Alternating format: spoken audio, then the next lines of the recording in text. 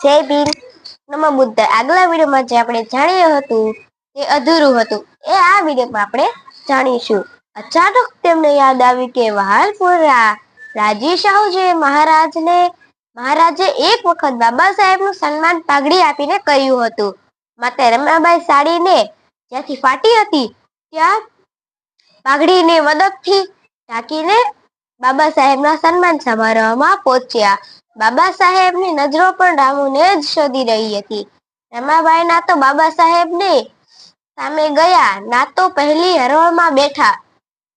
તેઓ એક ઝાડ પાછળ સંતાઈને બસ સાહેબને નિહાળી રહ્યા હતા. ભીડ બહુ જ હતી, છતાં બાબા સાહેબ રમાબાઈને પારખી ગયા. બાબા સાહેબ રમાબાઈના સંતાવાનું કારણ પણ જાણી ગયા હતા. સામાજિક કાર્યોના લીધે બાબા સાહેબને રમાબાઈને ન્યાય આપી ન શકવાનો વસવો રહ્યો.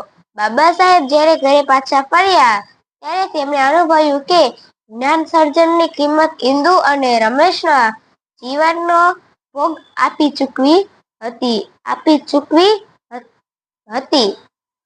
જય ભીમ, નમો બુદ્ધાય. અરે આજે બસ આટલું જ જાણવાનું છે. આગલા વિડીયોમાં જાણીશું. જય ભીમ, નમો બુદ્ધાય.